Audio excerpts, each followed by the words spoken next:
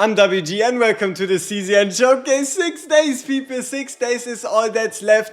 KAYRON is the topic for today, and for those of you that have played Epic 7 before, yes, KAYRON also made his way into CZN. Let's start with the combat motions. So here we are with the KAYRON combat motion. We're going to be using this video and the info we have there to check the costs between cards as well as card images and also ult costs to see if there's any changes made to KAYRON. Though before that, let me actually show you something. This is something I've been working on for quite a while, and this is also something that I intend to turn into the very best CZN resource on the planet. So it is live right here. You can go to cznmeta.com. Link is also in the description if you want to check it out. And you're going to find everything. Obviously, tier lists for now aren't done because we need to wait for them to release. But you have pretty much everything you could be asking for. And I will continuously work on this the same way in guides and the like to make this the best it can be. And this is what you can gain. You have the full, obviously then once the game releases, the full ratings for every character. You'll have their cards. You can look for the units cards. You can easily swap over to the epiphanies. You'll also have the extra cards when they have like a card that summons a card or whatever. You can check out the ultimates. You get an overview on how to use the characters. You get insights into strengths and weaknesses. Partner rankings, those are already accurate. So which partner is the best for which unit is already ranked. Then there'll also be extra notes by these partners. You see like this X node, that's where there'll be extra nodes for these units, and also potentials, which is the resource tree that you upgrade naturally on a character. Awakenings, which is when you get copies of a character, will be ranked by like star level and the like, so you know, for example, who to chase on a banner or who to specifically pay attention to once you get a certain amount of copies. The gear system will be fully explained per unit. You'll also get synergies. This is just an example synergy. I'll obviously work that all out. Working and going towards release, like for example the big shield synergy between Magna and Maribel, and then also you get a team build, so these teams will also, the synergies and teams will at minimum be done before launch, so you can go right in with exactly the team to give you the best chance at success, with obviously explanations and the like. But enough yapping, we have something to watch.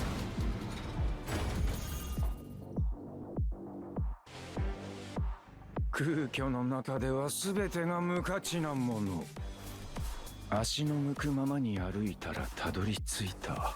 Sore dake no koto da. Tarinai na. Kisama no bun.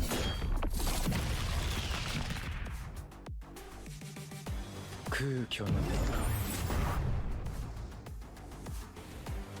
超越だ。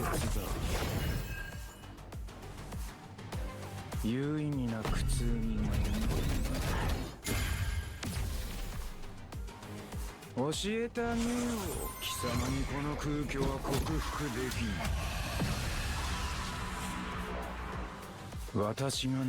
The Universe Annihilator KAYRON. So what we have here is obviously the costs, in that it's one cost for the first card. Then you have a 3 cost, so 1, 3, 2, 1, and then finishing it off with a 2. So 1, 3, 1, 2, 1, 2. And also obviously the ult cost at a 5. So let's quickly already then check in with the closed beta information. You've already seen it, KAYRON 5-star Psionic Void. So these are the cards. You see Echo Fertility 1, Brand of Annihilation 3, Black Hole 3, Oath of Vanity got a cost reduction down from 2 down to 1, and then Echo of the Unbound should be the same. And then another change is that the ult cost got increased from 4 to 5, but we don't know if they changed any effects with the ults or the like, but that is it for now. Oath of Vanity cost 1 down, Ultimate cost 1 up. So KAYRON, he has a double basic attack at 100% damage and then a heal at 100%, which is a bit more on the uncommon side for DPSs, but nothing out of the ordinary. Then we have Echo of Futility, the first card, which is an attack that deals 220% damage and creates 2 void cards. The void cards are very important to understand for who KAYRON is as a whole, and that is this one. Even though it's called Futility, this is a Void card. A Void card is a card with an AP cost for you to play with an exhaust tag, and then it also is a status ailment, which is a subtype of card separate from attacks, skills, upgrade cards, and then status ailments as the last one. Usually these are debuffs put into your deck by an enemy, but KAYRON puts them into your deck himself. So then we have right here the Brand of Annihilation, which deals damage to all enemies at 360%. It is a lot of damn damage, and also this works with banished cards. So if you play a card that has the exhaust tag, it gets banished. So if you were to play, for example, this card right here, the Futility, you're gonna reduce the cost. So the important one here is this card is incredibly good for farming. Farming meaning you're going to go into a stage, you want to clear it as fast as possible, and usually it tends to be an AoE stage, so having a card that pretty much one-shots the wave just like that straight up turn 1 is pretty damn sweet. Then we have 240% damage and increasing per banished card plus 40%, so going up to 640% damage if you've banished 10 cards this turn. Then we have the Oath of Vanity upgrade, where Void Creation changes to an attack card. So what that means is if you play out the Oath of Vanity, now reduced by 1 cost, this card is going to go from Futility Status Ailment Exhaust to a card that says still says Futility Status Ailment, but this effect on here is going to be additionally deals 80% damage, heals at 80%. So that's what's going to change with the card, with this Oath of Vanity upgrade. And then you have the Echo of the Unbound, damage 240%. You still create the 3 Futility cards, which then are going to get changed by the Oath of Vanity, and then you increase the damage by that amount plus 40%. So the way I see this is it could have just said 360% damage, because it says damage 240 and then you create 3 void cards and then increase the damage by that amount plus 40%, so it should be 3 times 40%, meaning 360% damage. It's a bit of a weird formulation on the Echo of the Unbound, I gotta be honest. Then we have the Echo of Futility. The very first card increases damage and increases the amount of void cards created. The second one changes it from an attack to a skill, changes it from damage to healing, but also creates 1 more card. The third one just reduces the cost, meaning you'll be able to play it for free. The fourth one actually takes all the AP you have available and then uses an effect. This is what the X cost means. X cost takes all the AP you have in a turn and consumes it fully, and then you deal damage to all enemies at 200% times X. So let's say you consumed 5 AP, then you're gonna do 1000 damage to all enemies, or 1000%, and then also you're going to create Void X plus 2 cards. So for example, if you used 5 AP, it's gonna be 5 plus 2, meaning you create 7 void cards. Then lastly, you reduce the cost down to 0, you create 2 cards, and you increase the damage by the number of void created in this battle by 30%. So that means this card inherently does 0 damage, but the more void cards you create throughout the fight, the more damage this card can do, up to a apparently infinite amount. So hypothetically, if you've created 10 void cards, this card is going to do 300% damage at 0 cost. Brand of Annihilation, first one, just way out straight up more damage. 360% at a 2-hitter, so just adding an additional hit. Also meaning if you have a attack buff like Morale, which increases the damage by 20% in an additive way, so it's going to go from like 360 to 380. It's also going to work twice as well because it's obviously a double hitter, so it would be 380 times 2, so 760%. Instead of just plus 20, it's plus 40. So and then the middle one, 7 cost, should probably be the highest cost in the game for now. But yeah, the way this works is you deal 500% damage and you reduce the cost based on the number of banished cards. Which reminds me of one very, very important thing. And that is, I hope you don't mind the yapping too much, because we didn't even talk about what his ultimate does. And that is, his ultimate deals 200% damage to all enemies. And then you banish all void cards in hand. So that means you're going to either create the void cards and then play it, or you're going to draw the void cards after. So you create them, and then they go into a draw pile, you shift your draw pile, you draw them, right? And depending on how many void cards you have in hand, you're going to banish them, meaning you're going to send them from your hand straight into the banishing pile, not in the graveyard. You won't be able to pull them again, they're just out of the game, but in exchange for that you get plus 80% damage, and then it also counts as banishing these cards, which is then going to synergize with, for example, right here, the effect of reducing the cost by number of banished cards. But you can also banish cards by just playing out the status card, because if you do exhaust it, it goes into the banished pile as well.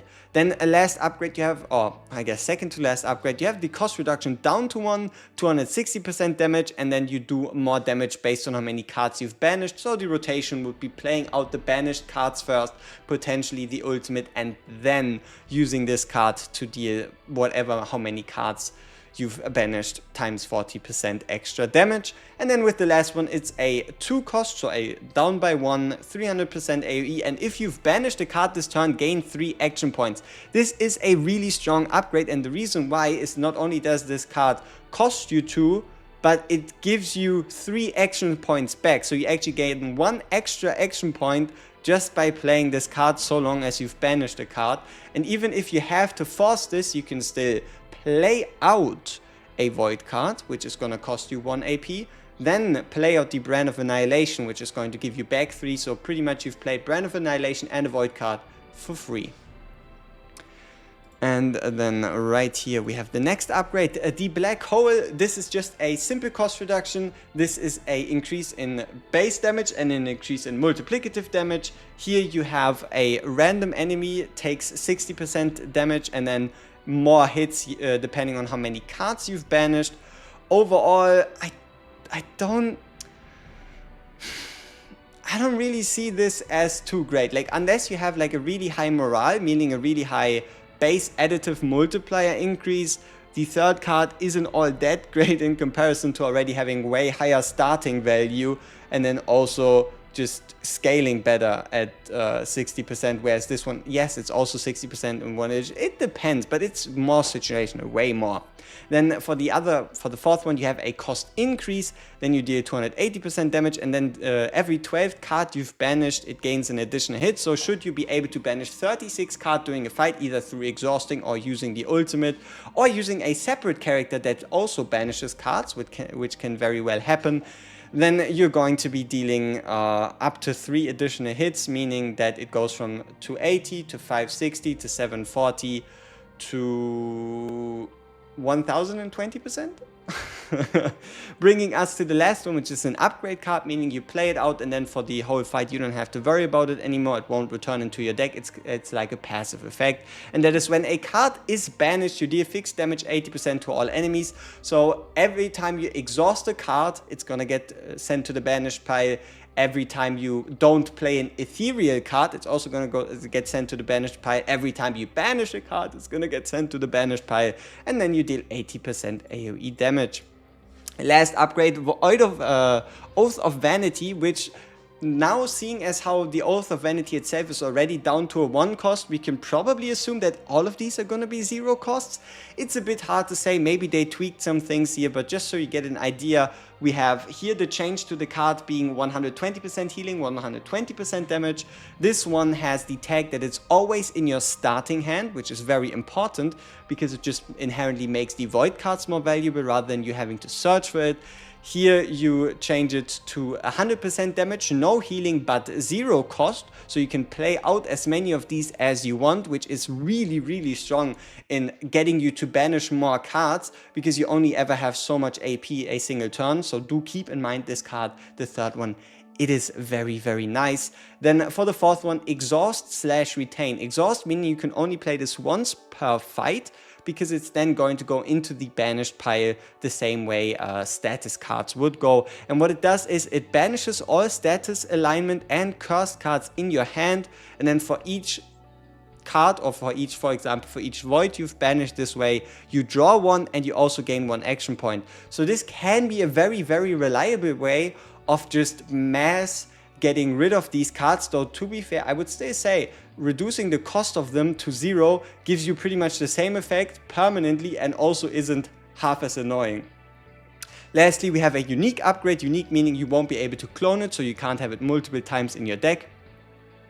The Void Creation changes to a cost 0 card, so the same like the third one. And then when 4 Void cards are banished, gain morale 1. This does not seem to have a stacking cap, meaning that you banish 4 Void cards plus 20% to all multiplicative damage you or additively added to any multipliers, right?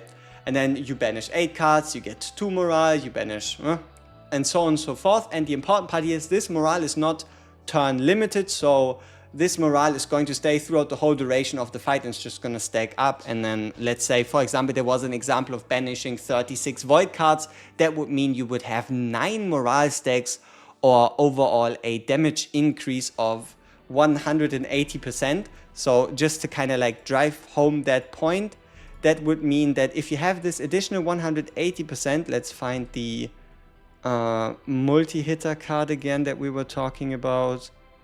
Right here. So if you have a morale of 180%, for the third card you take the multiplier of 60%, add 180% on top, so the base multiplier is now going to be 240%, and every extra hit is also going to be 240%.